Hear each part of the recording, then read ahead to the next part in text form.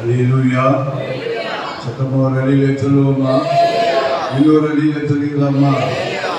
ஆண்டவரும் அருமை இரட்சகருமாகிய இயேசு கிறிஸ்துவின் நாமத்தில் ஒவ்வொருவரையும் நான் அன்போடு கூட வாழ்த்துகிறேன். என்னை கர்த்தருடைய வார்த்தை பகிர்ந்து கொள்ள அழைத்த மதிப்புக்குரிய போதவர் அவர்களை இயேசுவின் நாமத்திலே நான் வாழ்த்துகிறேன். நாங்கள் செய்து வருகிறதான கல்வாரி சுவிசேஷ மிஷனரி இயக்கத்தின் சார்பாக உங்களுக்கு என்னுடைய அன்பான வாழ்த்துக்களை தெரிவித்துக் கொள்கிறேன். பிரியமானவர்களே, கல்வாரி சுவிசேஷ மிஷனரி இயக்கம் என்பது அறிவிக்கப்படாத இடத்திலே இயேசுவை அறிவிக்கக்கூடிய இயக்கம்.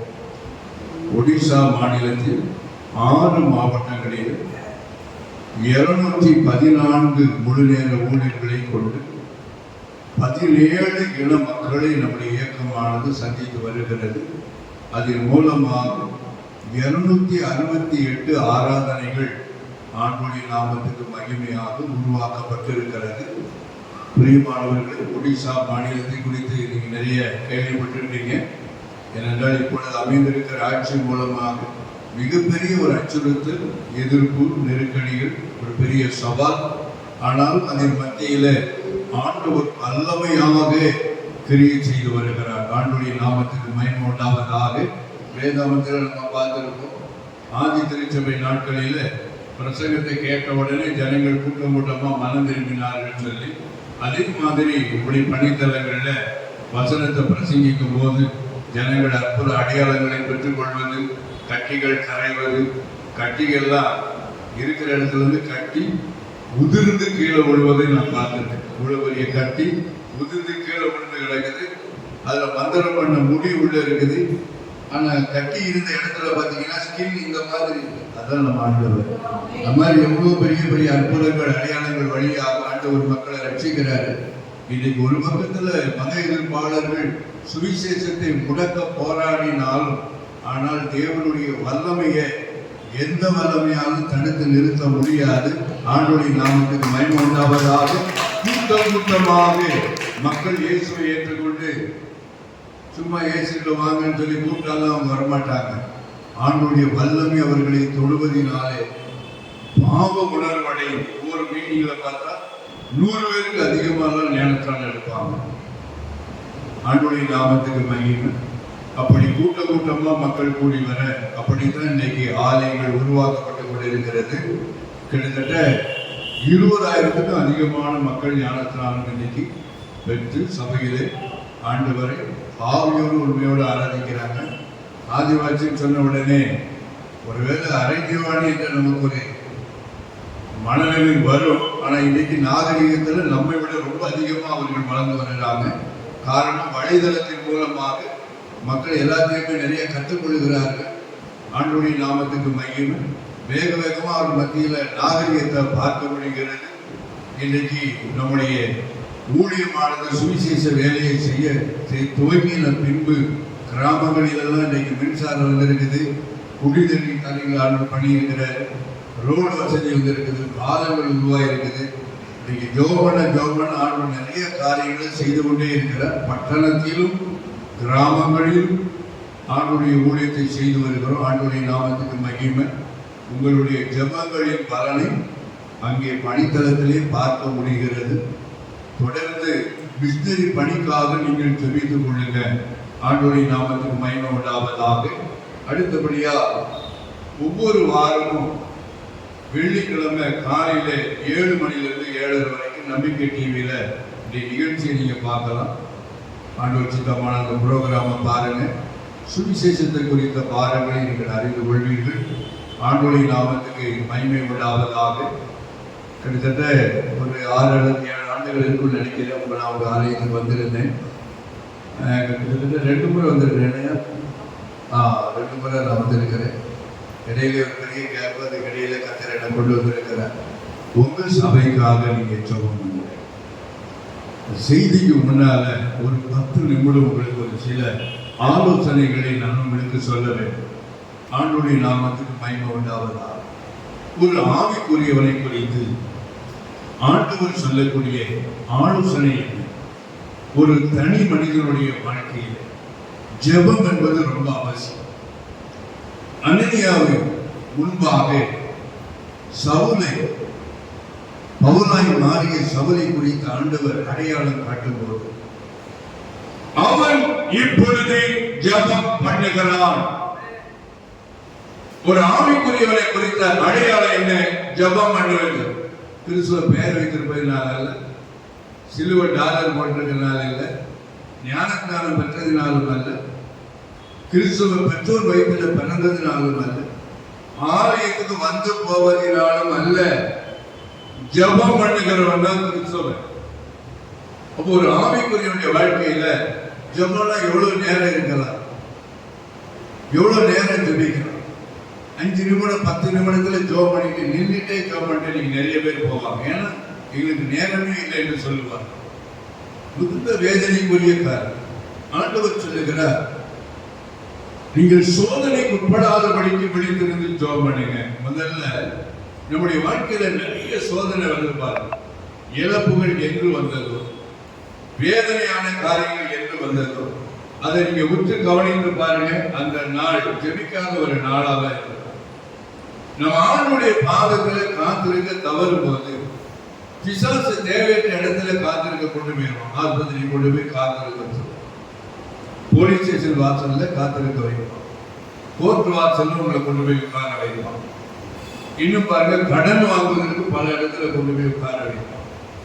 அப்படி நாம் காத்திருக்க வேண்டிய இடத்திலே காத்திருக்காமல் இருக்கும் போது தேவையற்ற இடங்களிலே காத்திருக்கும்படியாக பிசாசினாலே கொண்டு போகப்படும்.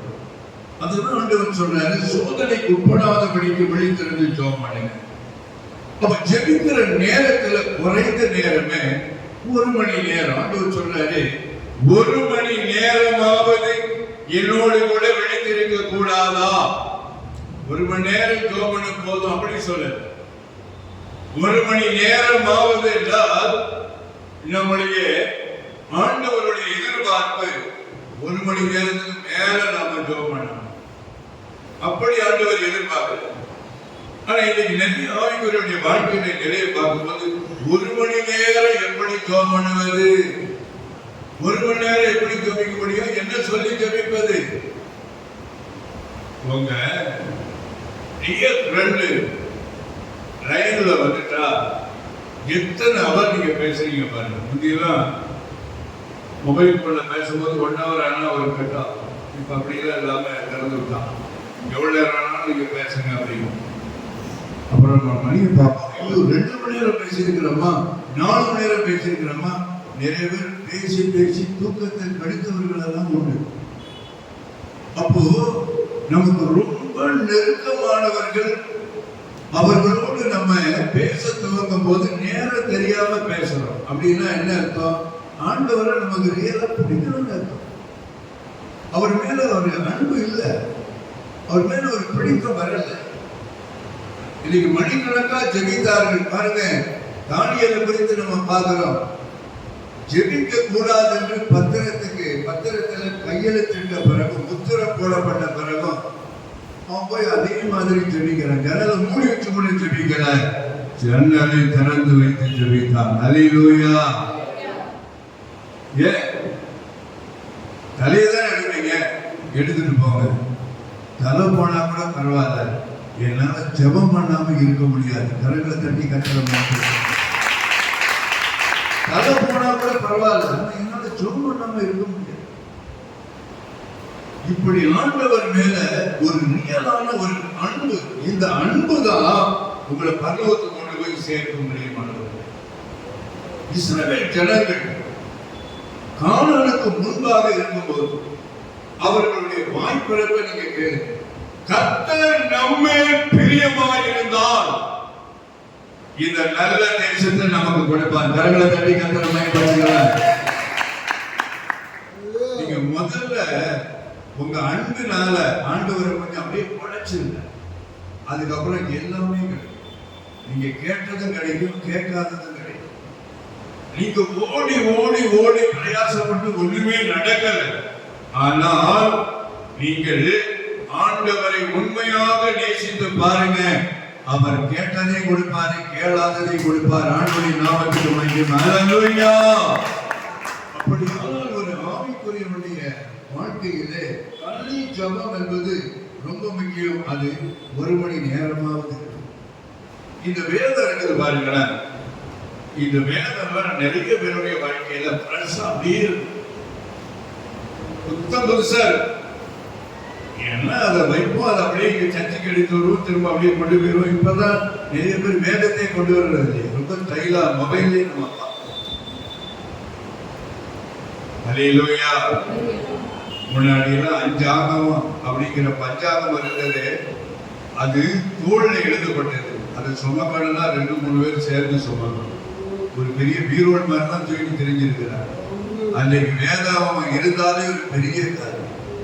தனித்தனி புத்தகமா அன்றைக்கு வைக்கிறதுனா சுமக்க முடியாது.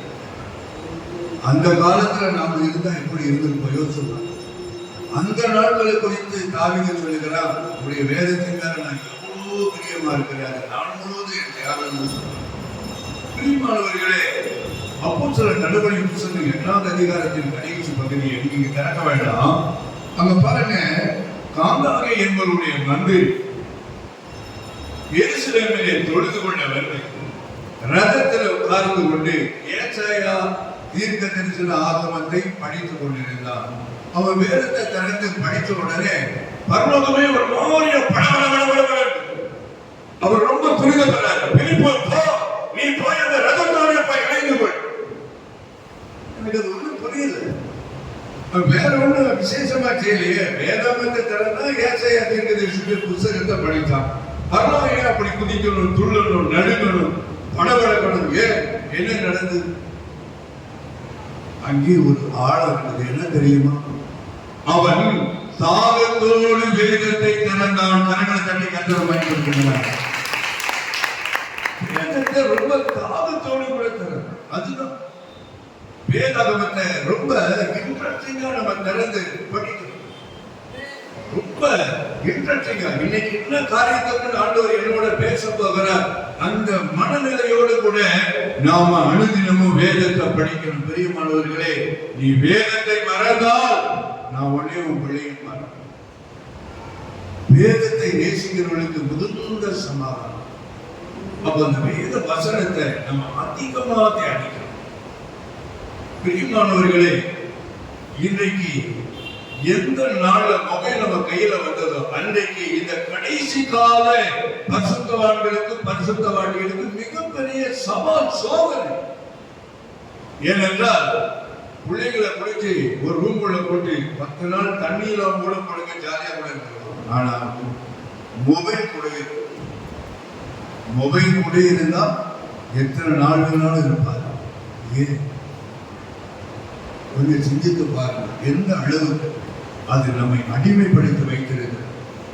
இன்னைக்கு உலகத்துக்குள்ள அதை போய் பார்க்கணும், இதை போய் பார்க்கணும், இதை போய் பார்க்கணும், அதை பார்க்கறேன், இன்னும் பார்க்கறேன், இன்னும் சர்ச் பண்றேன், உள்ள போறேன்.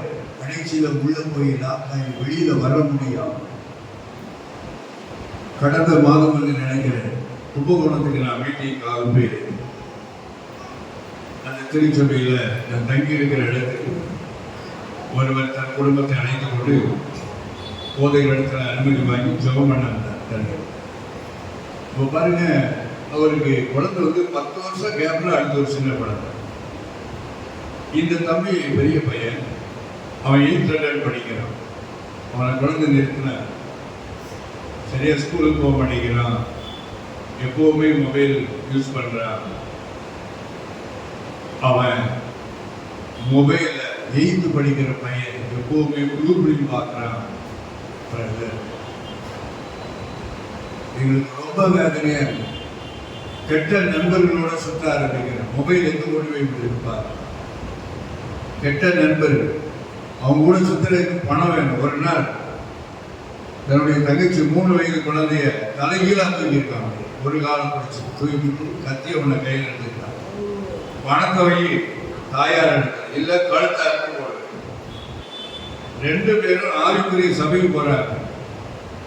வீட்டுக்குள்ள என்ன நடக்குது பாருங்க. பிள்ளை இன்னொரு பிள்ளையை தூக்கி தலைகீழ வைத்துக் கொண்டு கத்தி கையில் எடுத்துக்கொண்டு கழுத்து அறுத்து பணத்தை வைக்கிற உடனே 3000 ரூபாய் அவன் மொபைலுக்கு உடனே டக்குன்னு ஜிபே பண்ணி விடுது. அந்த அம்மா ஐயோ பிள்ளைய ஒன்றும் பண்ணிடுறாங்க. இதெல்லாம் நடக்கும். உங்க பிரச்சனையை சொன்னார். உங்க வீட்டுல குடும்ப ஜெபம் நடக்குதா, 2 பேரும் ஒருவரை ஒருவர் பார்ப்பார். இதுல குடும்ப ஜெபம். பிரியமானவர்களே, ஏதேனிலே பகலிலே குளிர்ச்சியான நேரம், அதிகாலை சாயங்காலம் 2 நேரமும் முதல் குடும்பத்தை சந்திக்க இயேசு அனுதினமும் வந்து போனார். ஒவ்வொரு நாளும் நீங்க குடும்ப ஜெபம் பண்ணும்போது உங்க வீட்டுக்கு மதிப்புரிய ஊழியர்கள் வர சொன்னா ஐயோ ரொம்ப துள்ளி இருக்கணும். ஆனா எல்லா ஊழியருக்கும் மேல பெரிய ஊழியர் இயேசு. நீங்க குடும்ப ஜெபம் பண்ணும்போது தினந்தோறும் உங்க வீட்டுக்கு வந்து போகக்கூடியவராக இருப்பார். தினமும் விசாரிப்பார், டெய்லி விசாரிப்பார். எப்படி உங்களுக்கு என்ன வேணும், நான் உங்களுக்கு என்ன செய்யணும், சிந்தித்துப்பார். உங்க குடும்ப ஜெபத்தை ஒழுங்குபடுத்து. குடும்ப ஜெபத்தை ஒழுங்குபடுத்துங்க. தனி ஜெபம், குறித்த நேரத்து ஜெபம், வேத தியானம், அடுத்து குடும்ப ஜெபம். குடும்ப ஜெபம் இல்லையா அது குடும்பமே இல்லைங்க. அது குடும்பமே கிடையாது. அந்த குடும்பத்துல இயேசுவுக்கு இடமே இல்லை. எங்க ஐக்கியம் இருக்குதோ அங்கதான் இயேசு வருவார். ஐக்கியம் இல்லாத வீட்டுக்குள்ள இயேசுக்கு என்ன வேலை? வரவே மாட்டார். நாங்கெல்லாம் குடும்ப ஜெபம் பண்ண முடியாம பரிதவிக்கிறோம். பிரியமானவர்களே, போன்ல தான் ஜெபிக்க வேண்டியிருக்குது. ஏனென்றால் என் மனைவி பிள்ளைகள் ஒவ்வொரு பக்கம், நாங்கெல்லாம் ஊழியத்தின் நிமித்தமா எங்கெங்கயோ சொல்லி கொண்டு குடும்பத்தை போய் பார்க்க முடியாத அளவுக்கு கட்டப்பட்ட நிலையில் இருக்கிறோம். காரணம் சுவிசேஷத்தின் நிமித்தமாக நாங்கள் கட்டுள்ளவர்களாய் காணணும். நான் பெட்டியை வீட்டிலிருந்து தூக்கிட்டு வந்து எவ்வளோ நாள் ஆச்சு. ரொம்ப நாள் பார்த்தீங்கன்னா பெட்டியோட வாழ்க்கை இருக்கும். அதிக நாட்கள் பாருங்க டிராவல்ல தான் தூக்கமும் இருக்கும். அதான் வாழ்க்கை. ஆனா உங்களுக்கு எல்லாம் பாருங்க, தினமும் நீங்க ஃபேமிலியா ஒருத்தர் மீட் பண்ண முடியுது. ஒரே வீட்டுல தூங்கி எழுந்திருக்கக்கூடிய கிருபை ஆண்டவர் தந்திருக்கிறார். அதுக்காக நீங்க ஆண்டவர் அதிகமா துதிக்கணும். முடியுமானவர்கள் அதுக்காக துதிக்கணும். ரொம்ப நெருங்கிய நண்பர் அண்ணன் பால்கருடைய பிஏ அவர் சொன்னார், 9 மாதத்துக்கு பிறகு நான் இப்போ வீட்டுக்கு வந்திருக்கிறேன். எப்படி இருப்பாரு? 9 மாதத்துக்கு பிறகு அண்ணன் 15 நாள் எனக்கு லீவு கொடுத்து வீட்டுக்கு அனுப்பியிருக்காங்க. 9 மாசமா நான் வீட்டுக்கே வரல. ஏன்னா ஒரு வேலை அடுத்து இன்னொரு வேலை, அதுக்கு அடுத்து இன்னொரு வேலை, அதுக்கு அடுத்து இன்னொரு வேலை. இந்தியா முழுசும் சுத்த நேரம் மீட்டிங் ஒழுங்கு பண்ணக்கூடிய யோசிச்சு பாருங்க. ஊழியத்தை நிமித்தம் இன்னைக்கு அவ்வளவு பாடுகள் மத்தியில் இருக்கக்கூடிய நபர்கள் இன்னைக்கு குடும்பத்தோட இருந்து ஜாப் பண்ண முடியல, பரிதவிக்கிற இந்த நாட்கள்ல குடும்பமா ஒரு இடத்துல ஆண்டவர் உங்களை வச்சிருக்கிறாரு. நீங்க ரொம்ப கணக்கு கொடுக்கணும், ஜாக்கிரதை. அடுத்தபடி ஆண்டவர் சொன்னார், வேதபாரகர் பரிசேயருடைய நீதியிலும் உங்க நீதி அதிகமா இருக்கு. என்ன செய்தார்? எல்லாத்திலையும் தசமபாகம் கொடுத்தாங்க. அதோடு மாத்திரம் இல்ல, வாரத்துல 2 நாள் உபவாசித்தார். அதை விட நீ 8ஆவது உபவாசம் பண்ணுங்க. நம்ம லைஃப்லயே உபவாசம் இல்லை. நீ நிறைய பேருடைய வாழ்க்கையில, கிறிஸ்தவருடைய வாழ்க்கையில லைஃப்லயே உபவாசம் கிடையாது. சில சொல்லுவாங்க, ஞாயிற்றுக்கிழமை பாத்திகளை தான் சர்ச்சுக்கு போவோம், சர்வீஸ் போயிட்டு வந்துட்டு சாப்பிடுவோம், ஹோட்டலில் மட்டும் நல்லா போய் சாப்பிடுவோம். அது மாதிரி உபவாசம் இல்லை. உங்களை நீங்களே வஞ்சிப்பது உபவாசம்லாம் இல்லை. தேவ சமூகத்துல அதிக நேரம் காத்திருக்க சமயத்தை ஒதுக்கி அவரோடு இருப்பதுதான் உபவாசம். அதை விட்டுட்டு உபவாசித்து நாங்க மீட்டிங் போனோம், அங்க போனோம், இங்க போனோம், அதுதான். உங்க தனிப்பட்ட வாழ்க்கையில உபவாசம் இருக்குதா? என்னுடைய ஆரோக்கிய வாழ்க்கையில உபவாசிக்கிற நேரம் எது தெரியும்? இரவு. ஏன்னா பகல்ல வெற்றியா உபவாசிக்க முடியாது. எந்த சூழ்நிலையாவது பிசாசு மனிதர்களை கொண்டு ஏதாவது ஒரு நெருக்கடி கொடுத்து ஜபத்தை மடாக்கி போடும். அதனால இரவுல உபவாசம். 6 மணில இருந்து மறுநாள் சாப்பாடு வேலை காலை வரைக்கும் உபவாசம். இரவுல எவ்வளவு நேரம் ஜெபிக்க முடியுமோ அவ்வளவு நேரம் ஜெபித்து அதிகாலையில் எழுந்து ஜெபிப்பது உபவாசம். அப்படி உபவாசிங்க. நீங்க உபவாசிக்க உபவாசிக்க உபவாசிக்க பரலோகத்தின் பக்கத்துல நீங்க போவீங்க. பரலோகம் உங்க பக்கத்துல நெருங்கி வரும். கரங்களை தட்டி கர்த்தரை மகிமைப்படுத்துங்க. அல்லேலூயா. நீங்க செய்ய வேண்டிய காரியங்களை சரியா செய்யலாம். ஆண்டவர் நீங்க கேட்டதை கொடுப்பாரு, கேளாதை கொடுப்பாரு. அதை விட்டுட்டு நான் அங்க போனா தீர்க்க தரிசனம் வருமா, இங்க போனா எனக்கு ஏதாவது நன்மை வருமா? நீங்க இருக்கிற இடத்துல இயேசு அவரை விட பெரிய ஊழியர் வாழ்க்கையில இல்லை. நீங்க ஜெபம் பண்ணுங்க, நீங்க இயேசுவை தேடுங்க, நீங்க உங்க குடும்பத்தை ஒழுங்குபடுத்துங்க, ஆவிக்குரிய வாழ்க்கையை ஒழுங்குபடுத்துங்க. எனக்கு வழியே தெரியல, என்ன செய்யறதே தெரியல, அப்படி ஒரு நெருக்கடி வந்துட்டா உபவாசம் பண்ணி ஒரு 4 மணி நேரம் 5 மணி நேரம் பைபிள் படிக்கலாம். படிச்சு பாருங்க. வருஷத்துக்கு ஒரு முறை நான் சரியா வேதத்தை நான் மாத்திருக்கேன். காரணம் என்ன தெரியும்? வேதத்தை படிக்கும் போது கண்ணீர் வடித்து வடித்து வேதத்தை படித்து அது நனைந்து நனைந்து நனைந்தே அது வேதாமம் பழமையாக போகுது. வருஷத்தோறும் புது பைபிள், சில நேரம் வருஷத்துக்கு 2 பைபிள் கூட நம்ம மாற்றுவோம். காரணம் நெருக்கடிகள் வந்து விட்டால் நீங்க உபவாசித்து இந்த வேதத்தோடு நீங்க போங்க, தனியா ஜெபம் பண்ணுங்க, வேதத்தை படித்துக் கொண்டே இருங்க. வசனத்தை கொண்டு ஆண்டவர் உங்களோட கூட பேசுவார். ஆண்டவர் உங்களோட நேரடியா பேசுவார், தரிசனத்துல பேசுவார், சொப்பனத்துல பேசுவார். நம்ம ஒரு செத்து போன ஆண்டவர் ஆராதிக்கிற தெரியுமா? உயிருள்ள ஆண்டவர். நம்ம ஆண்டவரை தரிசிக்க முடியும், பார்க்க முடியும், இயேசுவை பார்க்க முடியும், தூதர்களை பார்க்க முடியும், தூதர்களை பார்க்கலாம், இயேசுவை தரிசிக்க முடியும், இயேசுவை தரிசிக்க முடியும். அநேகர் சொல்லிடுவாங்க இயேசுவை பார்க்க முடியுமா? அதெல்லாம் முடியாது. கண்டு விசுவாசிக்கிறவங்களோட காணாம விசுவாசிக்கிற அதெல்லாம் சோம்பேறியாக்க முடியாது. இந்த அப்போஸ்தலருடைய நடவடிக்கை புத்தகத்துல நடக்கிற நிகழ்வுகள் தான் கடைசி கால திருச்சபைகளிலே ஆண்டவர் கொடுத்திருக்கிற அனுபவங்கள். கரங்களை தட்டி கர்த்தரை பயன்படுத்துங்க. ஹல்லேலூயா. ஆவி திருச்சபையில என்ன பேசிக்கிட்டாங்க எல்லாருமே? நேத்தா தூதர் வந்துட்டு போனா இந்த மாதிரி சொல்லிட்டு போறாங்க. இதெல்லாம் சாதாரணமான ஒரு நிகழ்வாக இருக்கு. இன்னைக்கு அதெல்லாம் மாறி போச்சு, அது எல்லாமே மாறி.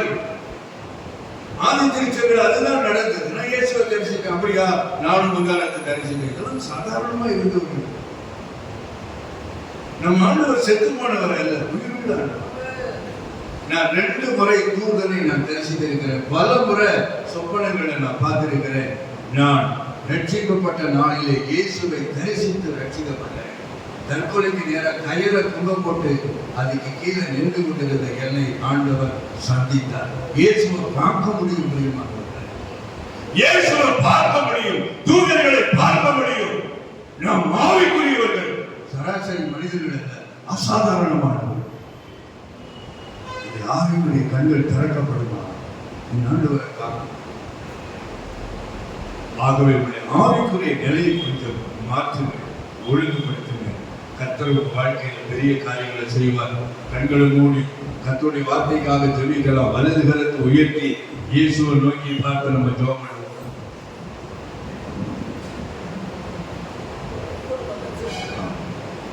இயேசுவே உமக்கு ஸ்தோத்திரம். ஆமென். ஹல்லேலூயா, ஹல்லேலூயா. இயேசுவே நன்றி, நன்றி, நன்றி. ஆமென், ஆமென், ஆமென், ஆமென், ஆமென், ஆமென், ஆமென், ஆமென். Amen, amen, amen, amen, amen.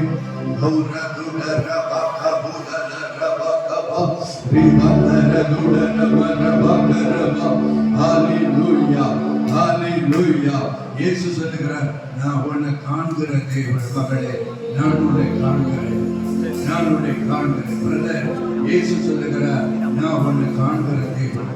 உன் உட்கார்ந்ததையும் உன் எழுந்திருக்கிறதையும் நான் அறிந்திருக்கிறேன். உன் இருதயத்தில் வேதனைகளை நான் அறிந்திருக்கிறேன். ஆமென். ஹல்லேலூயா, ஹல்லேலூயா. ஆண்டவரை நோக்கி கூப்பிடலாமா? என்னோட கூட பேசுங்கப்பா, என்னோட கூட பேசுங்க ஆண்டவரே. நான் உங்க சத்தத்தை கேட்கணும்ப்பா, என்னோட பேசுங்க, பேசுங்க. இன்னைக்கு நான் உங்க சத்தத்தை கேட்கணும், உங்க தொடுதலை நான் உணரணும், ஆதி நிலைக்கு நான் வரணும். ஆதி நாட்களுடைய ஜெப வாழ்க்கையை நான் நினைக்கிறேன். என்னை மறுரூபப்படுத்தி அனுப்பும் ஆண்டவரே, என்னை அபிஷேகித்து அனுப்பும் ஆண்டவரே, என்னை ஆசீர்வதித்து அனுப்பு. நீங்க கேளுங்க, நீங்க கேளுங்க, நீங்க கேளுங்க. நீங்க கேட்ட ஆண்டவர் உங்களோட பேசுவார், உங்களை தொடுவார், உங்களை ஆசீர்வதிப்பார், உங்கள் ஆவிக்குரிய கண்களை திறப்பார். நீங்கள் அவரை தரிசிக்க முடியும், நீங்கள் அவரை பார்க்க முடியும். இப்பொழுதே, இப்பொழுதே, இப்பொழுதே. நன்றி, நன்றி, நன்றி, நன்றி. இந்த இடத்தில் உங்களுடைய வல்லமை இறங்கட்டும். இயேசுவின் நாமத்தில் எல்லா கட்டுகள் இயேசுவின் நாமத்திலே அருந்து அருந்து அருந்து விளக்கும் என்பதை பிசாசின் வல்லமைகள்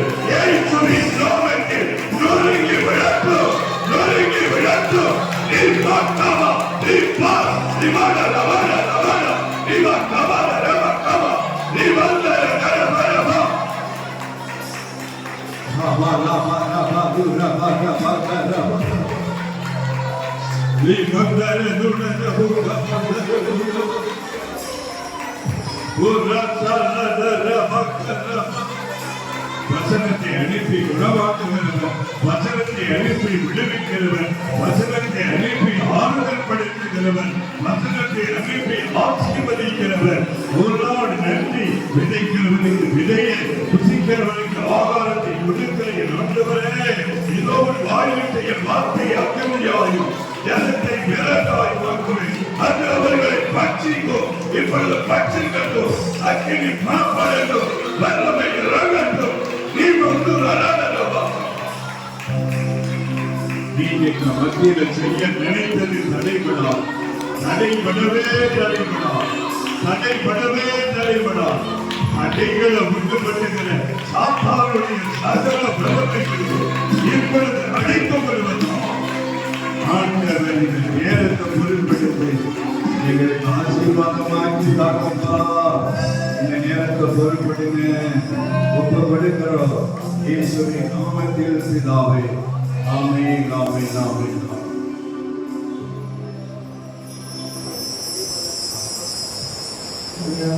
தாசன் மூலமாக நம்ம கொடுக்கப்படுகிற பிரேயர் அண்ட் ஃபாஸ்டிங் பிஎஃப் ஒன்னா ரொம்ப சந்தோஷப்படுறாங்க.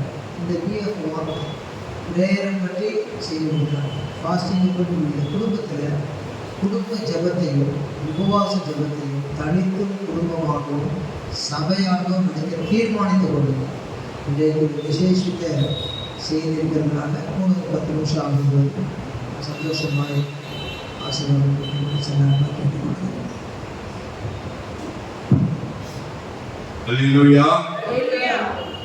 அப்போஸ்தலனாகிய யோவான் எழுதின 3வது நிருபம் 331வது பக்கம், புதிய ஏற்பாடு. எல்லாரும் வேதத்தை திறந்து ஆசீர்வாதமான வசனத்தை நீங்க பார்க்க வேண்டும். அதிலே 4வது வசனம் நான் வாசிக்கிறேன். என் பிள்ளைகள் சத்தியத்திலே நடக்கிறார்கள் என்று நான் கேள்விப்படுகிற சந்தோஷத்திலும் அதிகமான சந்தோஷம் எனக்கு இல்லை. பிரியமானவர்களே, அப்போஸ்தலனாகிய யோவான் சபைக்கு எழுதும் போது இந்த விதமா ஒரு கடிதத்தை எழுதுறார். அதை என்ன நோட் பண்ணி எழுதுறாரு பாருங்க. மைய கருத்து என்னன்னா, என் பிள்ளைகள் சத்தியத்திலே நடக்கிறார்கள் என்கிறதை நான் கேள்விப்படுகிற சந்தோஷத்துல வேற பெரிய சந்தோஷம் எனக்கு ஒண்ணுமே இல்லை. இந்த சந்தோஷம் யாருடைய? இந்த சந்தோஷம் ஆண்டவர் இயேசு கிறிஸ்து படக்கூடிய சந்தோஷம். நீங்களும் நானும் சத்தியத்திலே நடக்கும்போது திருவசனத்தை கேட்கிறவர்களாய் மாத்திரமல்ல, அதன்படி நடக்கிறவர்களாயும் இருங்கள். அப்போ ஒரு ஆவிக்குரியனுடைய வாழ்க்கையிலே ஆண்டவருடைய எதிர்பார்ப்பு என்ன? சத்தியத்திலே நாம் நடக்க வேண்டும், அதை கடைபிடிக்க வேண்டும். சத்தியத்திலே நாம் நடக்கும் போது, சத்தியத்தை கை கொள்ளும் போது, சத்தியத்திற்கு நாம் கீழ்ப்படியும் போது, சத்தியத்திற்காக நாம் பாடுகளை அனுபவிக்கும் போது, சத்தியத்திற்காக நாம் கண்ணீரை வடிக்கும் போது, சத்தியத்திலே உறுதியாய் நிற்கும் போது பரலோகம் சந்தோஷப்படக்கூடியதாக இருக்கிறது. நாம் நமக்காக சிலுவையிலே இரத்தத்தை சிந்தி மீட்டெடுத்த ஆண்டவரை சந்தோஷப்படுத்தும்படியாக அழைக்கப்பட்டிருக்கிறோம். ஏனென்றால் தீர்க்கன் ஏசாயா சொல்லுகிறான், அவர் தம்முடைய ஆத்தும வருத்தத்தில் பலனை கண்டு திருப்தியாவார். அவர் தம்முடைய ஆத்தும வருத்தத்தில் பலனை கண்டு திருப்தியாவார். என் தாசனாகிய நீதிபரர் தம்மை பற்றும் அறிவினாலே அநேகரை நீதிமான்கள் ஆக்குவார். சிலுவையிலே ஆண்டவர் மகிழ்ச்சியோடு தொங்கவில்லை, கொடிய வேதனையின் மத்தியிலே தொங்கினார். கிறிஸ்துவுக்கும் நமக்கும் உள்ள உறவின் அஸ்திவாரம் என்ன? உங்களுடைய என்னுடைய அன்பை பெற்ற பெற்றுக் கொள்வதற்காக ஒரு விலைக்கிரயம் கொடுக்கப்பட்டிருக்கிறது. அந்த கிரயம் இயேசு உங்களுக்காக எனக்காக அவர் கொடிய வேதனையிலே மரித்தார். அதனால் நாம் இன்று பாவ மன்னிப்பை இலவசமாய் பெற்றுக் கொண்டோம். இன்று அவருடையவர்கள் என்று சொல்லும்படியான ஒரு உரிமையை நமக்கு தந்திருக்கிறார். அப்பா பிதாவே என்று கூப்பிடத்தக்க புத்திர சுவிகாரத்தின் ஆவியை அவர் நமக்கு தந்திருக்கிறார். பிரியமானவர்களே, நம்முடைய கிறிஸ்துவுக்குள்ளான உறவு அது சாதாரணமா உருவாகல, அது ரத்தத்திலே உருவானது. ரத்தத்தில் உருவான ஒரு உறவு, ரத்தத்திலே உருவான சாதாரணமாக இதை நாம் தள்ளிவிட முடியாது. நமக்காக இந்த உலகத்தில் ஒருவரும் ரத்தம் சிந்த போவதில்லை. கொஞ்சம் சிந்தித்து பாருங்க. ஒரு விபத்து அல்லது நம்ம ஒரு காய்கறி வெட்டும் போது நம்முடைய விரல்களில் கொஞ்சம் கத்தி ஆழமாய் பதிந்து ரத்தம் சிந்துமானால் ஐயோ ஐயோ என்று நாம் சத்தமிடும். மற்றவர்களை உதவிக்காக அழைப்போம். அந்த ரத்தம் நம்மை விட்டு போய்விடக் கூடாது என்பதற்காக அந்த ரத்தத்தை எப்படியாவது வெளியேற விடாத அளவுக்கு அழுத்தி பிடிப்போம். ஆனால் இயேசு, நான் முழுக வேண்டிய ஒரு ஸ்நானம் உண்டு, நான் முழுகித்தான் ஆக வேண்டும், நான் இதற்காகவே வந்தேன், நான் ரத்தத்தை சிந்துவதற்காகவே வந்தேன், நான் சிலுவைக்கு போகிறேன் என்று இயேசு சொல்லும் போது பேதுரு சொல்லுகிறார், ஆண்டவரே இது உமக்கு சம்பவிக்க கூடாது. இந்த வார்த்தையை பார்க்கும் போதே தெரிகிறதோ ஒரு முரட்டு மனிதர், பலத்தை நம்பி வாழக்கூடியவர். அவன் சொல்றான், ஆண்டவரே இது உமக்கு சம்பவிக்க கூடாது. இயேசு சொன்னார், எனக்கு பின்னாக போ சாத்தான், நீ தேவனுக்கு ஏற்றவைகளை சிந்தியாமல் மனுஷனுக்கு ஏற்றவைகளை சிந்திக்க. நான் இதுக்காக தான் பார்த்தேன். யோசித்து பாருங்க, கொஞ்சம் சிந்தித்து பாருங்க. இயேசு இந்த உலகத்தில் வந்தார். வந்த நாளிலிருந்து அவருக்கு தெரியும் முடிவு எப்படி இருக்கும் என்று. கொடிய வேறு சிலுவையிலே தொங்கக்கூடிய ஒரு மனிதன் மூச்சை இழுத்து விடும்போது உயிர் போய் திரும்ப வரும் என்று ஆராய்ச்சி புத்தகம் சொல்லுகிறது. அவ்வளவு ஒரு கொடூரமான ஒரு வேதனை, அவ்வளவு ஒரு கொடிதான ஒரு வேதனை. அந்த வேதனையிலே இயேசு தொங்கும் போது உங்களையும் என்னையும் அவன் நினைத்தார். நமக்காக தொங்கினார், நமக்காக ரத்தம் சிந்தப்பட்டது, நாம் மீன் படைவதற்காக ரத்தம் சிந்தப்பட்டது.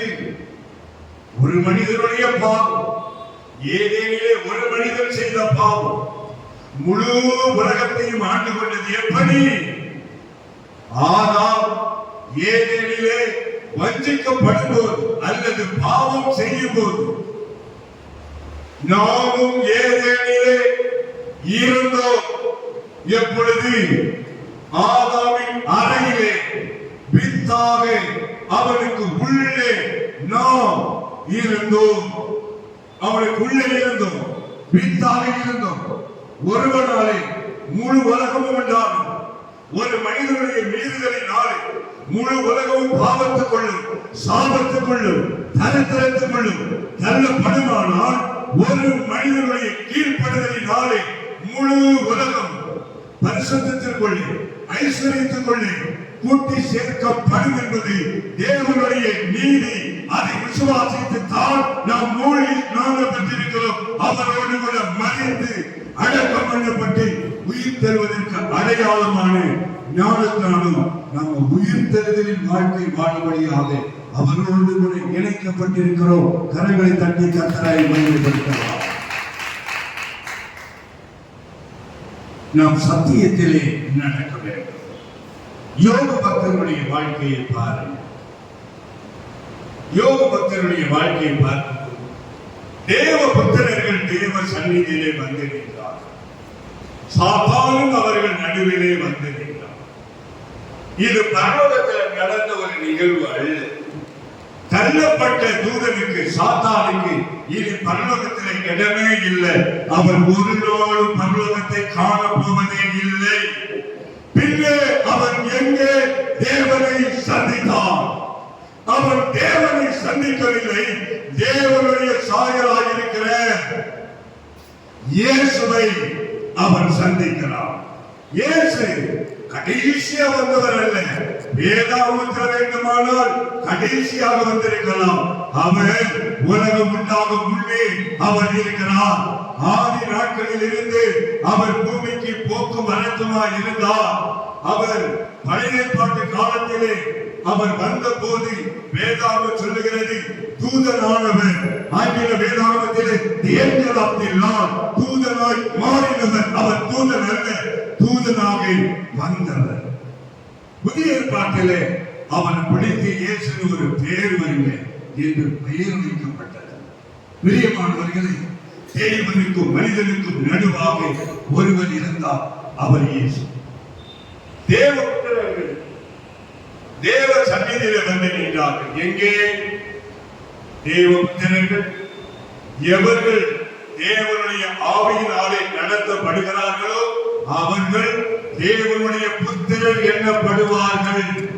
தேவனுடைய ஆவியை பெற்ற எல்லாருமே தேவபுத்திரர். தேவனுடைய ஆவியை பெற்ற ஒரு கூட்டம் தேவனை ஆராதித்துக் கொண்டிருக்கும் பொழுது அங்கே ஆண்டவன் இருந்தார். பின்பு சாத்தான் அங்கே வந்தார். இப்போ யோபுவையே அங்கே பார்த்து கொண்டே இருந்தார். என் தாசனாகிய யோபுவின் மேல் கவனம் வைத்தாயோ? எப்போ அவர்கிட்டயே சுத்தி திரிகிறாயே என்ன? அப்போ பிசாசு சொல்லுகிறான், நீர் அவனை விருதாவாவா? அவன் உம்மை விருதாவாவா சேவிக்கிறான். நீர் அவனையும் அவனுக்குள்ள எல்லாவற்றையும் வேலி அடைத்து காக்கவில்லையோ? வீட்டு வாசல்ல ஒரு சின்ன எலுமிச்சம்பழம் கிடந்தா பதட்டம் ரொம்ப அதிகம். ஒரு சின்ன எலுமிச்சம்பழம் 5 வருஷத்துக்கு முன்னால படித்தளத்துல நான் இருந்தேன். அது எங்களுடைய முதல் படித்தளம். அங்கே ஒரு கிறிஸ்தவ பிள்ளைகள் படிக்கும்படியாக ஆற்றல் வசதியோடு சிபிஎஸ்இ சிலபஸ் ஒரு ஸ்கூல் வந்து கற்றுத் தந்திருக்கிறார். அந்த கல்விக்கூடத்தில் மேலே நான் நின்று கொண்டிருக்கேன். ஒரு 5 பேர் திடீர்னு மணி அடிச்சுட்டு வந்தாங்க. காவிய ட்ரெஸ் தான் போட்டிருக்கான். 5 பேர் மணி அடிச்சுட்டு வாரான். அப்போ உள்ள வந்த உடனே நான் வாட்ச்மேன்ல பார்த்து சொன்னேன், அப்பா பாதை தெரியாம இவனை வாரான். ஏன்னா முன்னாட்கள் அது பாதையா இருந்து அதை நம்ம கர்த்தருடைய கிருபையினால வாங்கிட்டோம். அப்போ பாதை தெரியாம ஒரு கூட்டம் வருது. பாதையை காமிச்சு கொடுங்கப்பா, அவங்கள வெளியே அனுப்பு, மணி அடிச்சுட்டு தெரியாம வந்திருக்கிறான் அப்படின்னு. அவன் அங்கே சொல்றான், தெரியாமலாம் வரல, இங்க மந்திரவாத வைக்கிறீங்களா நான் வந்திருக்கேன் அப்படின்னு. தெரியாம வரலையா, மந்திரவாதம் வைக்கதான் வந்திருக்கிறேன் அப்படின்னு. உடனே வேகமா கீழே இருக்கு. ஆண்டவர் சொன்னாரு, 5 பேர் இல்லப்பா, 50,000 பேர் இல்லை, அதுக்கு மேல வந்து வேணாலும் வைக்கட்டும், நான் உன்னோடு இருக்கிறேன், அது ஒண்ணு சேதப்படுத்தாது. 1 மணி நேரம் உட்கார்ந்து கூடிய தோண்டி மந்திரவாதம் பண்ணி தகவலெல்லாம் உள்ள வச்சுட்டு முட்டையெல்லாம் ஒரு மாதிரியா சுற்றி விட்டா அது என் கண்ணுக்கு முன்னாலே அப்படியே பறந்து காத்துல போகுது. தேங்காய் வந்த மாதிரி சுத்தினா அதுவும் அந்த மாதிரி பறந்து போகுது. நான் பதற்றப்படல. உடனே 3 நாள் கழிச்சு அதே மந்திரவாதி திரும்ப வந்தான். ஐயா, இங்க மந்திரம் பண்ணிட்டு போன நாள்ல அன்னைக்கு ராத்திரியே நான் சுத்தி விட்ட தேங்காய் வந்து என் நெஞ்சில் அடிச்ச மாதிரி சொப்பனை கண்டேன். அது கூட படுத்துட்டேன். நான் எவ்வளவோ என் சாமியை கூட்டு பார்த்தேன், என்னால முடியல. அந்த மூச்சு குட்டி என்ன இன்னும் விடல. எனக்காக உங்க சாமியை வேண்டுங்கன்னு வந்தேன். நான் கரங்களை தட்டி தட்டுற பிரியமானவர்களே, உங்கள் மயிரெல்லாம் எண்ணப்பட்டிருக்கிறது. உங்க மயிரை எல்லாம் நான் எண்ணி இருக்கிறேன். அது நமக்கு தெரியாது. ஆனா ஆண்டவர் எண்ணி இருக்கிறேன். என் அனுமதி இல்லாம ஒரு மயிர் கூட கீழே விடாது. எவ்வளவு நல்ல ஆண்டவர் இருப்பார். உன் காலம் என் கையில், உன் ஓட்டம் வரைபடம் என் கையில். அப்ப எவ்வளவு ஒரு நல்ல ஆண்டவரை நாம் பெற்றிருக்கிறோம். நம்ம ஏன் தேவையில்லாம கலங்கணும்? எதை பார்த்தாலும் மந்திரவாதம், தந்திரவாதம், அதுக்காக பயப்படுறது, ஓடுறது, ஒன்றுமில்லாததுக்காக உபவாசம் பண்ண முட்டி முட்டி அழுகுது. பிரியமானவர்களே, இயேசு உங்களோடு கூட இருந்தா எந்த இல்லையும் பிரகாசிக்கிற மெய்யான ஒளி உங்க வாழ்க்கையில இருந்தா இது உங்க வாழ்க்கையில வராது. நேற்று இரவு இருட்டாதான் இருந்தது. காலையில சூரியன் வந்த உடனே இருள் எங்க போச்சு? எங்க போச்சு சொல்லுங்க. சொல்லிட்டு போச்சா? சொல்லாமலே போய். அதே போல இயேசு நம்முடைய வாழ்க்கையில அவர் ஒளியாய் வந்திருக்கிறார். நாமும் கூட உலகத்துக்கு ஒளியாக கர்த்தரால் நியமிக்கப்பட்டிருக்கிறோம். இருள் நம்மை சேதப்படுத்த முடியாது. கரங்களை தட்டி கர்த்தரை மையப்படுத்துகிறார். ஹல்லேலூயா. அப்படியான நான் என்னதான் செய்யணும்? நான் எதுக்காக ஜெபிக்கிறேன்? கிறிஸ்துவின் சாயலை அடைவதே நம்முடைய இலக்கு. கிறிஸ்துவின் சாயலை அடைவதற்காகவே நாம் ஜெபிக்க வேண்டும்.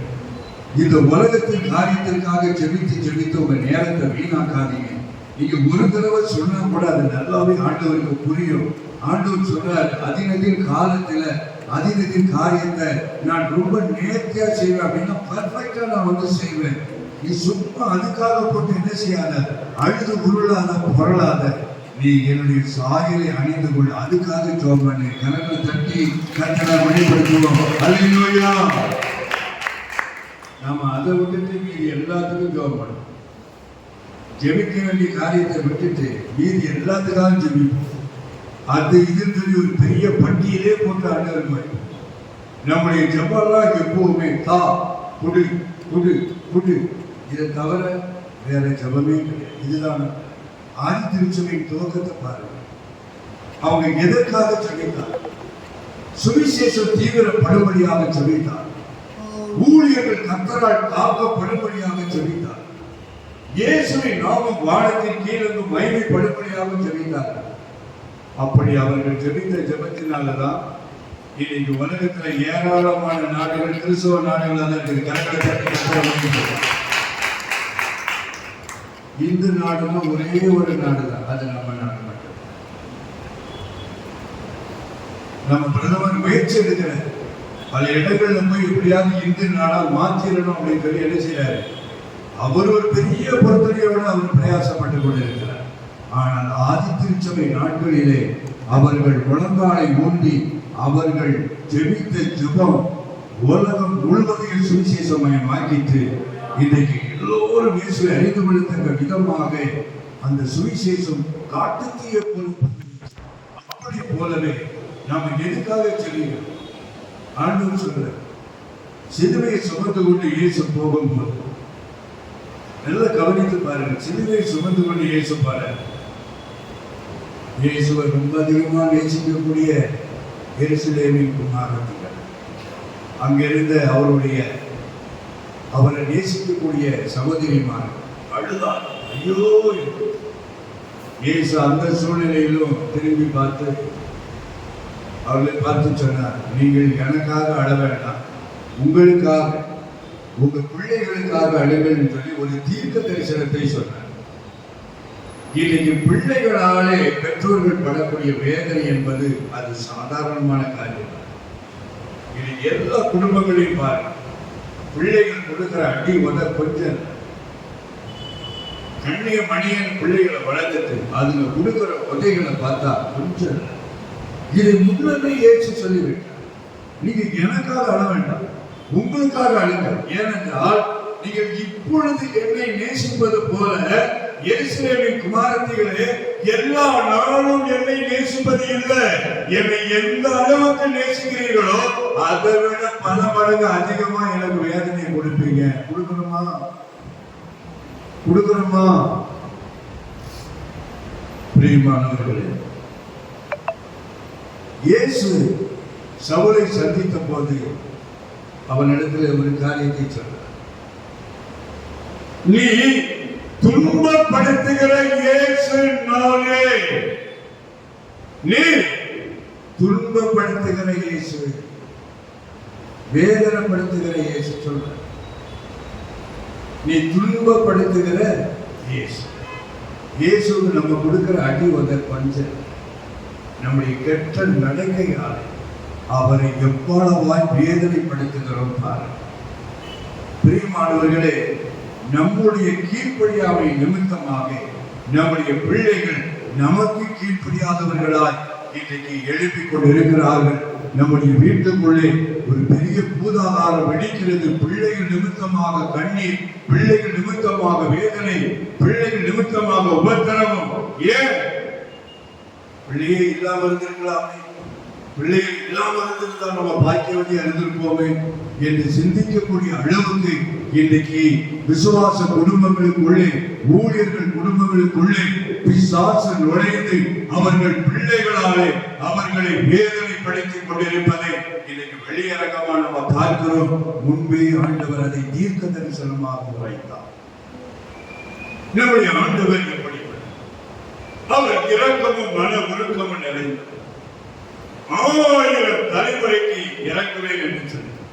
ஆனால் பிதாக்களின் அக்கிரமத்தை பிள்ளைகளிடத்திலே நான் 3ஆம் 4ஆம் தலைமுறை மட்டும் விசாரிக்கிற கர்த்தர், நான் சும்மா விட மாட்டேன் அப்படி சொல்றார். பிரியமானவர்களே, என்னுடைய ஊழியத்தினுடைய மிகப்பெரிய அறுவடைக்கும் எழுப்புதலுக்கும் காரணம் முழக்கம். நான் தனியா ஜெபிக்க ஆரம்பித்தேன்.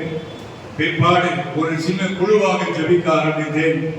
அதற்கு பிற்பாடு பெருங்கூட்டமாய் கூடி ஜெபிக்கும்படியா ஆண்டவர் கண்ணீரோடு ஜெபிக்கக்கூடிய பெருங்கூட்ட மக்களை ஒடிசாவிலும் ஒரு கூட்ட மக்களை தமிழ்நாட்டிலும். ஒவ்வொரு வாரமும் செவ்வாய்க்கிழமை நான் தமிழ்நாட்டில் இருந்தா அந்த டீமோடு இணைந்து கொள்ளும். அதுல 61 நபர்கள் இருக்கிறாங்க. சிறுபிள்ளைகளுக்கு அங்க அனுமதி கிடையாது. எல்லோருமே கண்ணீரோடு ஜெபிப்பார். ஆண்டவர் தரிசனத்தினை வெளிப்படுத்தின காரியம். இரண்டாவது நாம கேள்விப்படுகிற கண்கூட பார்க்கிற நிகழ்வுகள். இதுதான் ஜெபம். அந்த ஜெப நேரம் பாருங்க, யாரும் எழுந்து ஒரு டாய்லெட்டோ எங்கேயுமே வெளியில போக மாட்டாங்க. அப்படியே முழங்கால நின்று கண்ணீரோடு ஜெபிப்பார். சில நாட்கள்ல அவர்களோடு சேர்ந்து ராம் முழுவதும் நான் ஜெபிப்பதும். அப்படி ஜெபிக்கும்படியாக பல காரியங்களை மறுமுன்னே தரிசனத்திலே ஆண்டவர் வெளிப்படுத்தி ஜெபிக்க வைப்பதும். அந்த 61 நபர்களுக்கு தரிசனம் காணக்கூடிய அனுபவம் உண்டு. அவர்களை தரிசனம் கண்ட காரியங்களை அவர்கள் 1 மணி நேரம் பகிர்ந்து கொள்வார். ஆண்டுடைய நாமத்துக்கு மகிமை உண்டாவதா. ஒரு குறிப்பிட்ட சில ஆண்டுகளுக்கு முன்பாக நம்முடைய தமிழ்நாட்டில் உற்று கவனித்து பார்த்தால் டெங்கு ஃபீவர் ரொம்ப அதிகமா பரவி, சில மாவட்டங்களில் ரொம்ப அதிகமா பரவி, சிறு பிள்ளைகள் அநேகர் மறித்தார். எங்க பார்த்தாலும் இவ்வளவு பேர் மருத்துவமனையில் இருக்கிறாங்க, இவ்வளவு பேர் மருத்துவமனையில் இருக்கிறாங்க. இப்படியே எங்க பார்த்தாலும் நியூஸ் பேப்பர்ல எல்லாத்திலுமே இந்த செய்தி தான். அது ரொம்ப அதிகமா என்ன பாதிக்கும். அப்போ செவ்வாய்க்கிழமை அதற்காக விசேஷமா ஜெபிக்க நான் தீர்மானித்தேன். ஏன் சிறு பிள்ளைகளை மாத்திரம் இதை பாதிக்கும் என்று நான் முழங்கால நின்று ஆண்டவரிடத்தில் விசாரித்தேன். ஆண்டவர் சொன்னார், நான் பிதாக்களின் அக்கிரமத்தை பிள்ளைகளிடத்திலே 3ஆம் 4ஆம் தலைமுறை மட்டும் விசாரிக்கிற கர்த்தர். அதனால நீங்க ஜெபிக்கும் போது பெற்றோருடைய பாவம் பிள்ளைகள் மேல் வராதபடிக்கு பரிந்து பேசி ஜெபம் பண்ணுங்கள் என்று சொன்னார். 4 மணி நேரம் திறப்பிலே நின்று கிட்டத்தட்ட 60க்கும் மேற்பட்டவர்கள் முழங்காலில் நின்று கண்ணீரோடு ஜெபித்தோம். மறுநாளில் இருந்து நியூஸ்ல படிப்படியா டெங்குல பாதிக்கப்பட்ட பிள்ளைகளின் எண்ணிக்கை குறைய ஆரம்பித்தது. கரங்களை தட்டி கட்டணம் பிதாக்களின் அக்கிரமத்தை பிள்ளைகளிடத்திலே விசாரிக்கிற கர்த்தர். ஒரு தகப்பன் வாலிப மகனை அழைத்து கொண்டு வந்தார். சொன்னார், அண்ணா எனக்கு ஒரே பையன் தான், வேற பெண் பிள்ளைகளும் கிடையாது, யாருமே இல்லை, ஒரே பிள்ளை தான், ஒரே பையன். ஆனா 3 வருடமா அவன் தோல் வியாதினால பாதிக்கப்பட்டிருக்கிறான். பார்த்தாலே தெரியுது, முகமெல்லாம் அப்படியே தோல் கலண்டு தொங்குது, கையெல்லாம் தொங்குது. பக்கத்துல வந்தா பயங்கரமான பேட்ஸ்மேன். என் மனைவி தினமும் வீடை பெருக்கும் போது ஒரு கை நிறைய தொலி அள்ளி வெளியே போடும்.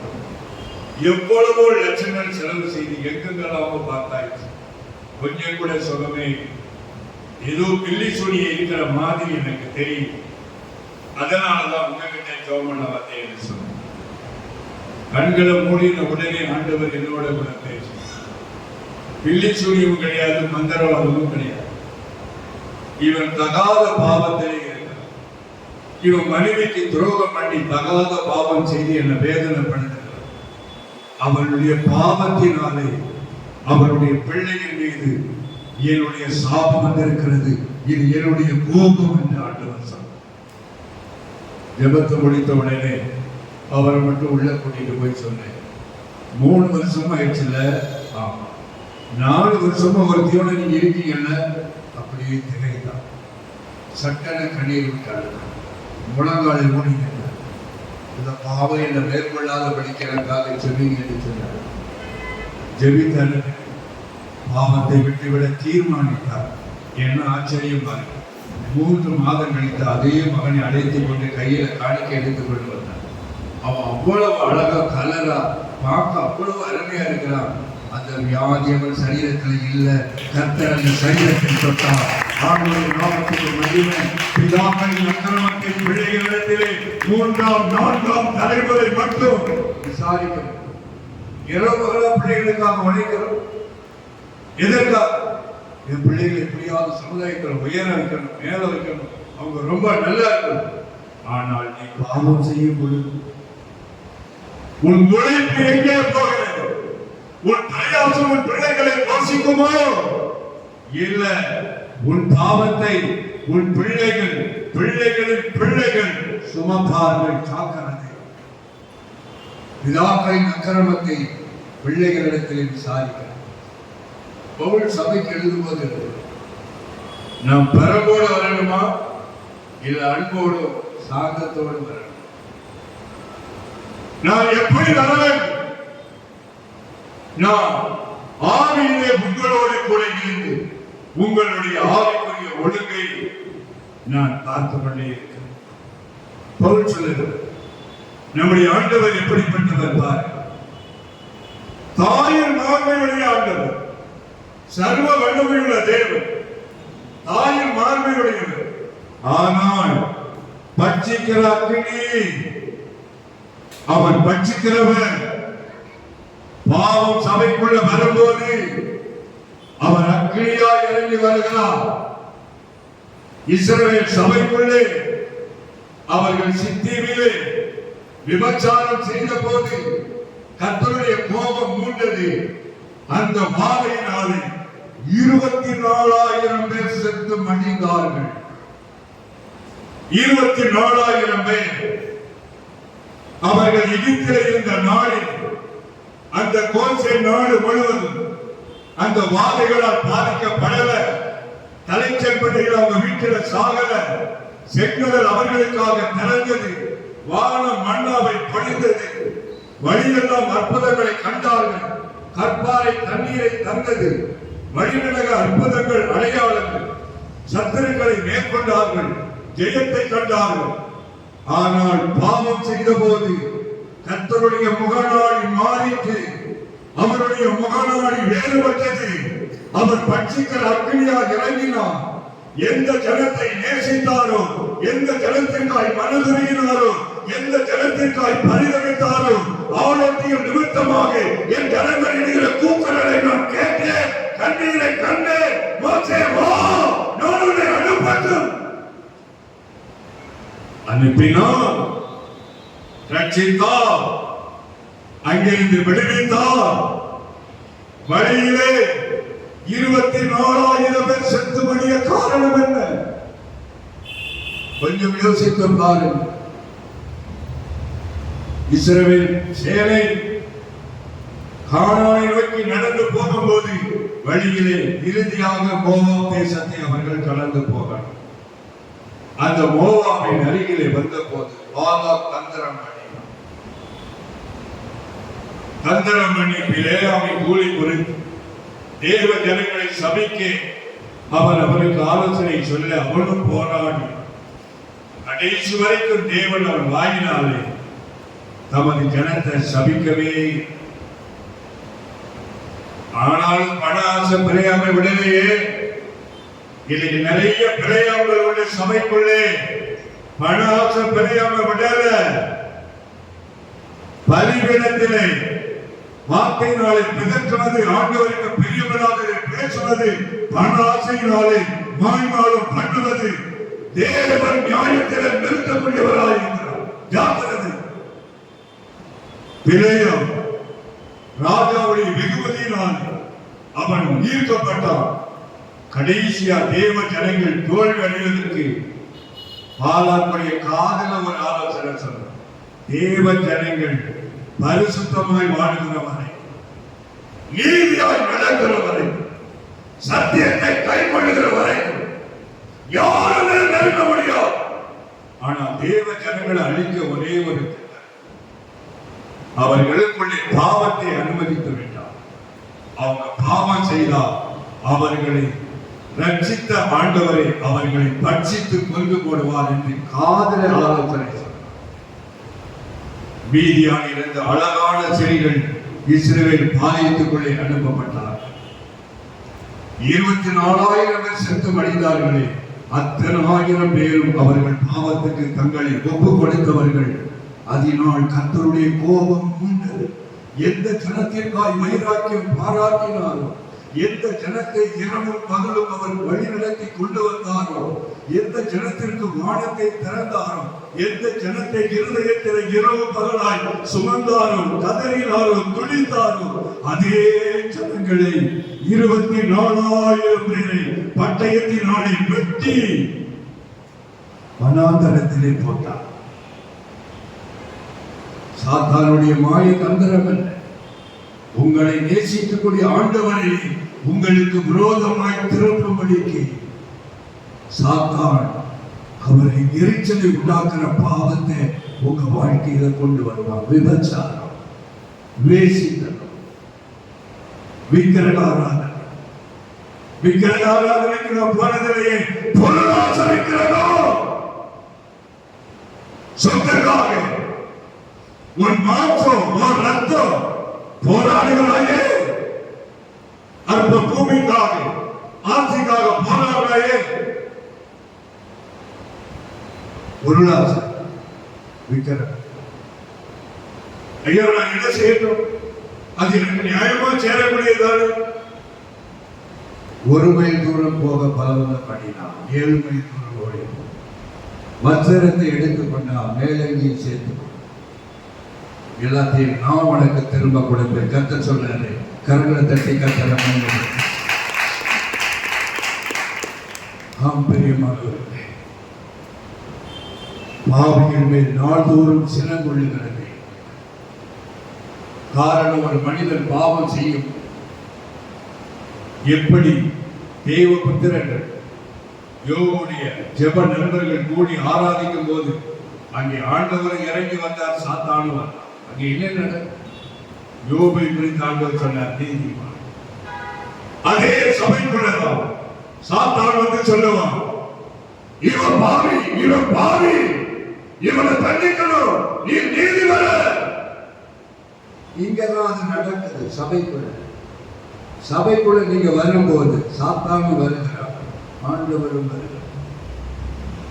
இங்க ஒரு ஜட்ஜ்மெண்ட் நடக்குது. இங்கதான் நடக்குது. இங்கதான் உங்களை குறித்து சாத்தான் ஆண்டவரிடத்துல பேசுகிறார். இவள் பார், நீ நீதிபதி, எப்படி நீங்கள் தண்டிக்காம இருக்க? அவரை எரிச்சலை ஊட்டுகிறது. உங்க பிள்ளை தப்பு பண்ணா பக்கத்து வீட்டுக்காரங்க பரியாசம் பண்ணுவாங்கல்ல, அந்த மாதிரி தான் பிசாசம் தேவனிடத்துல பரியாசம் பண்ணா. உங்க மகளை பார்த்தீங்களா? உங்க மகளை பார்த்தீங்களா? அவ செய்யற பாவத்தை பார்த்தீங்களா? உங்க மகளை பார்த்தீங்களா?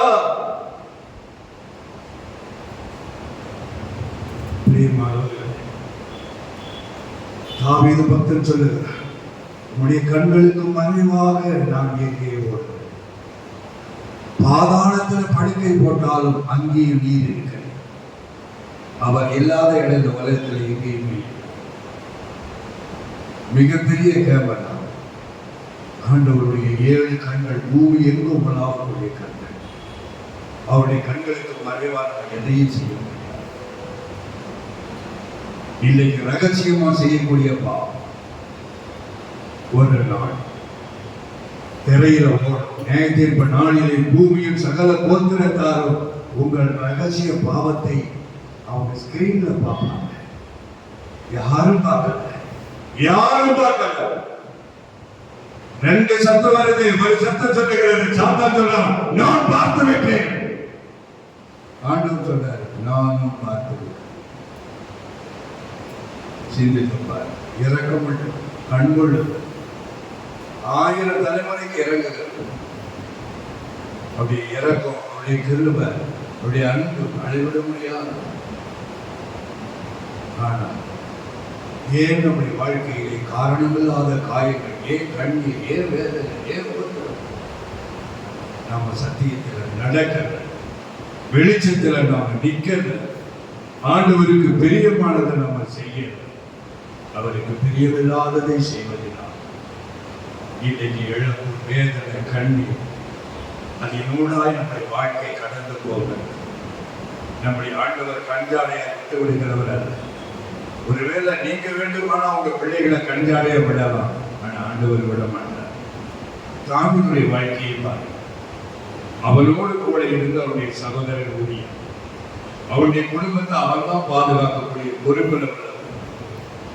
ஆனால் அவனுடைய வீட்டுக்குள்ள தாவீது நிமித்தமாக ஒரு பாவம் உள்ளவர், ஒரு நீதிமானுடைய மனைவியை தாவீது எடுத்துப்பட்டார். அது மாத்திரம் அல்ல, அவனை போர் நடக்கிற மும்மரத்தில் நிறுத்தி அவனை பட்டயத்தினாலே வெட்டி கொல்லவும் செய்தார்.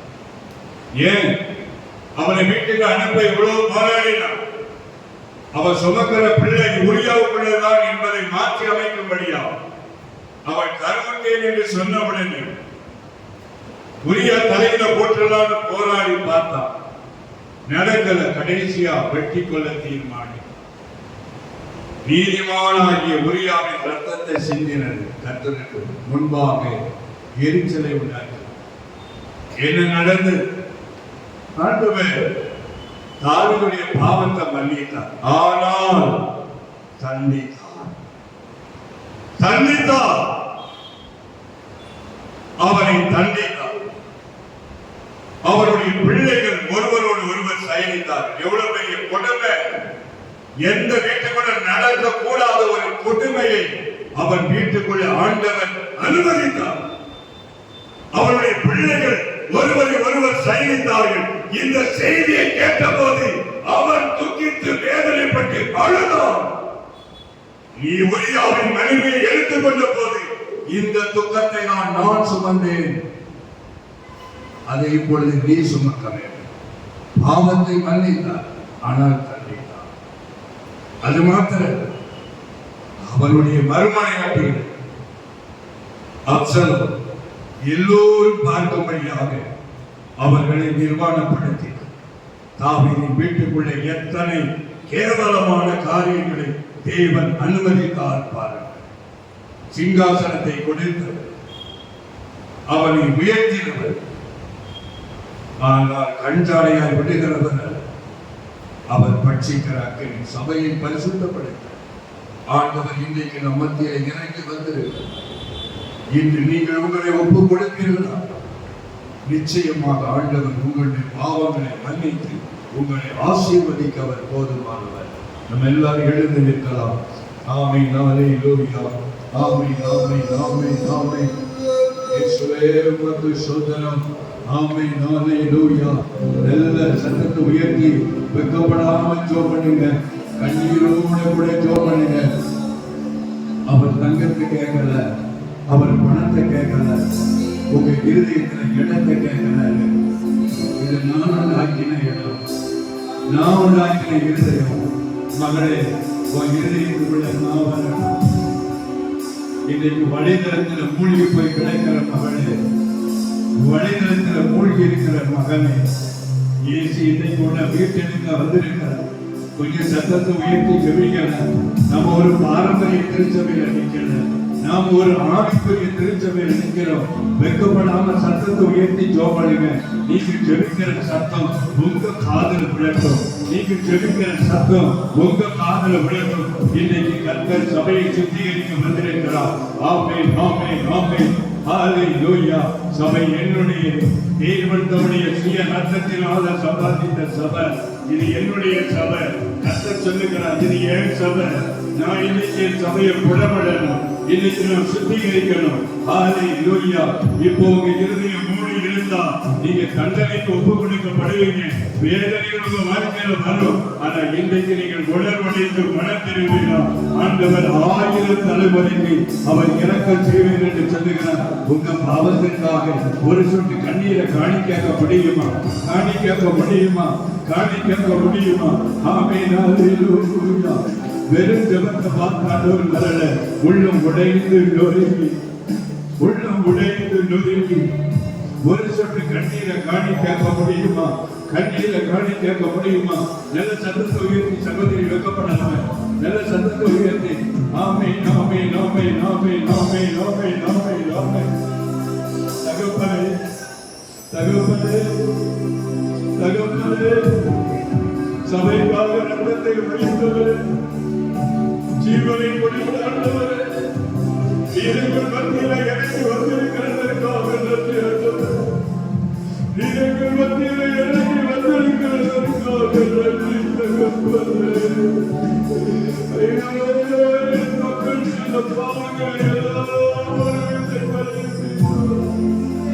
என் ஆண்டவர் சபையை சுத்திகரிப்பீராக, சுத்திகரிப்பீராக ஆண்டவரே. கரைகளை எல்லோருடைய ரத்தத்தினாலே கழுவீராக. இன்னைக்கு கழுவீராக. கழுவி பரிசுத்தப்படுத்துங்கப்பா. கழுவி பரிசுத்தப்படுத்துங்க ஆண்டவரே. கழுவி பரிசுத்தப்படுத்துங்க. ஆமென், ஹalleluya, ஹalleluya, ஆமென், ஹalleluya. ஆண்டவரே, என் பாவம் அப்படியே தொடரக்கூடாது. என் பாவம் என் குடும்பத்தை தொடரக்கூடாது. என் பாவம் என் சந்ததியை தொடரக்கூடாது ஆண்டவரே. அப்பா, என் பாவத்தை மன்னித்திடு ஆண்டவரே. என் சந்ததியை தொடரவே கூடாதப்பா.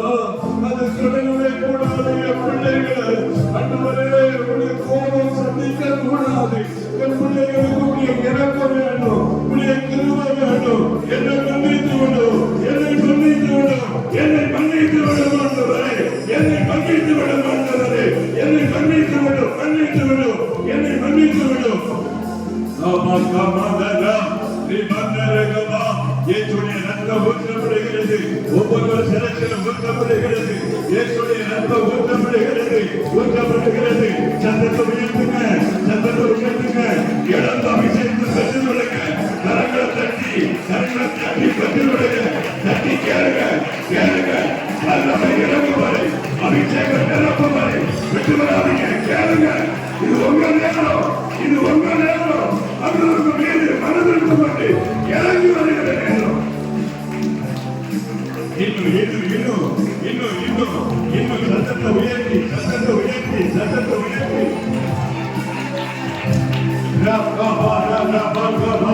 சபையை ஆண்டவர் கழுவுகிற நேரம், சபையை சுத்திகரிக்கிற நேரம், சபையை விடுவிக்கிற நேரம். சரீரங்களில் வல்லமை இறங்கி வருகிறது. சகோதரி, ஆபத்துக்கு உட்கொண்ட உங்கள் சரீரத்தின் மேல, பிரதர், உங்கள் சரீரத்தின் மேல இயேசுவின் ரத்தம் இறங்கி வருகிறது. இயேசுவின் கரம் இறங்கி வருகிறது. கொடியங்கள் வியாதியிலிருந்து இயேசு உங்களை விடுதலையாக்குகிறார். இப்பொழுது அற்புத சுகம், அற்புத சுகம் பெற்றுக் கொடுக்க இயேசுவின் நாமத்தில், இயேசுவின் நாமத்தில் இழந்த கிருபை, இழந்த அபிஷேகம், அதே ஆவிக்குரிய கண்களை கருவை திறக்கிறார். தரிசனங்களை சொப்பனங்களை காக்கிற அனுபவம் மறுபடியும் மறுபடியும். நன்றி, நன்றி, நன்றி. என் மகன் காணாமல் போனான், என் மகன் கண்டுபிடிக்கப்பட்டான், என் மகன் காணாமல் போனான், மறுபடியும் கண்டுபிடிக்கப்பட்டான். இதோ இதோ அவனுக்கு அவனுக்கு ராஜா படிச்சுவைங்க. முத்திர பாதத்தை போடுங்க. பாதத்தை தொலைக்க வேண்டும். கொழுந்த கண்டு அடிக்க வேண்டும். மகிழ்ச்சியாக இருக்கும். என்னுடைய சந்தோஷம் நிறைவாகட்டும். உங்கள் மனம் திரும்புவது பரலோகத்தை சந்தோஷப்படுத்துகிறது. இன்னும் கரங்களை தட்டி இயேசுவே இனி மரணம் வேண்டாம்ப்பா, இனி பாவம் வேண்டாம், எனக்கு இயேசுதான் வேணும்.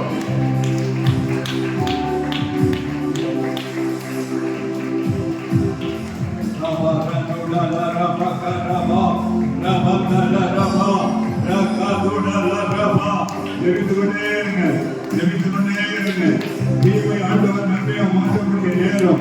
அவருடைய வல்லமை இணைந்து உங்க வீட்டுக்குள்ள போகட்டும். உங்க எதிராக சந்திக்கட்டும். உங்களுக்கு வேதனை கொடுத்து சந்திக்கட்டும். எவர்த்த விடாதீங்க. உங்களுக்கு எதிராக எழுந்துகிற சாத்தானை மேற்கொள்ளட்டும். இது யுத்தம் பண்ணக்கூடிய நேரம்.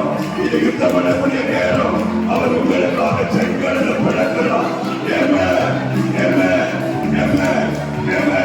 இது முக்கியமான நேரம். சகோதரி எழுந்து விடாத. இன்னும்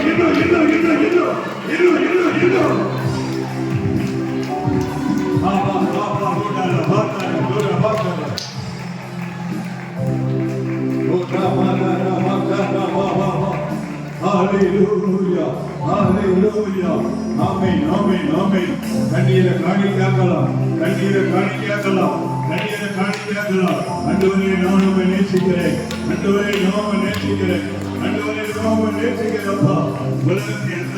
உலகத்தை அல்ல என்னை நான் உமக்கு தருகிறேன்.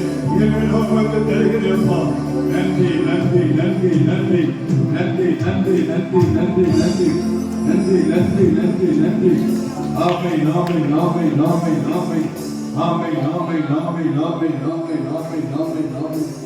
நெஞ்சம் மகிழுதையா உம் பாதம் நான் நஞ்சம் இருக்கையில். யாரும் போக வேண்டாம், சற்று எழுந்து போகாத விட்டு நான் வரையும் ஐயாவுடைய ஆசீர்வாதத்தை போங்க. இன்றைக்கு பிஎஃப் பிரேயர் ஃபாஸ்டிங் மறக்காதீங்க. வல்லமையான காரியங்கள் கர்த்தர் செய்கிறதுனால எதிர் சக்திகளுக்கு பயப்படாதீங்க. கர்த்தருக்காக பணி செய்ய தீர்மானிங்க. ஆத்மாக்கள் அழைத்து கொண்டு வாங்க ஆசிரியர். அல்லேலூயா. கற்றுக்கொடுத்துள்ள செய்திக்காக கரங்களை தட்டி கட்டுறவே மாற்றமல்ல, அதனுடைய செய்திகளாக இருப்போம். அப்பொழுது அந்த வசனத்தை நடத்தி செய்து கண்மொழியில் கட்டப்பட்டவர்களாக கத்த கருவை செய்வாராக. நெஞ்சம் மகிழுதையா உம் பாதம் நான் நெஞ்சம் இருக்கையிலே. நெஞ்சம் மகிழுதையா உம் பாதம் நான் நெஞ்சம் இருக்கையிலே.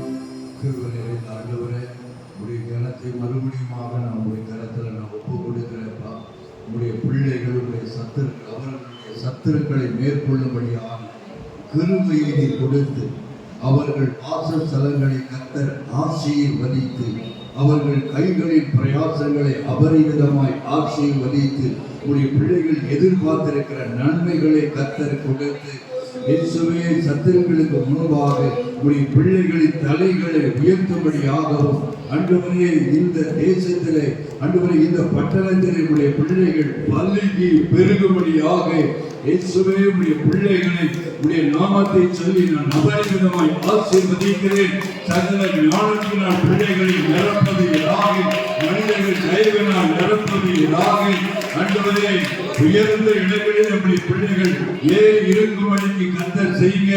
சிறப்பான இடங்களில் நம்முடைய பிள்ளைகளுக்கு பங்குகளை கொடுத்து ஆசீர்வதிங்க. உங்கள் நாமம் ஆண்டவரே திருச்சபை பிள்ளைகள் மூலமாக மகிமைப்படட்டும். இந்த பட்டணத்துல அவர்கள் ஆசீர்வதிக்கப்பட்டவர்களாக இருக்க நான் ஒப்புக் கொடுக்கிறேன். இயேசுவின் நாமத்தில் பிதாவே. இருக்கிற இயேசு கிறிஸ்துவின் கிருபையும் பிதாவாகிய தேவனுடைய அன்பும் பரிசுத்த ஆவியானவருடைய அந்நியோனிய ஐக்கியமும் நம் அனைவரோடும் விசேஷமாக நம் மத்தியில் வந்து என்ன செய்து கொடுத்த மிஸ்டர் ஆசிர் நாகராஜ் அவர்கள் குடும்பத்தோட ஊழியத்தோடும் கத்தரை வருகை பரியந்தம் நிலைத்திருப்பதாக. ஆத்மாவே கத்தரை ஸ்தோத்திரி, முழு உள்ளமே அவருடைய பரிசுத்தம் சொல்லுங்க. முழு உள்ளமே அவருடைய பரிசுத்தநாமத்தை ஸ்தோத்திரி, ஆத்மாவே கத்தரை ஸ்தோத்திரி. கத்தர் செய்ய சகல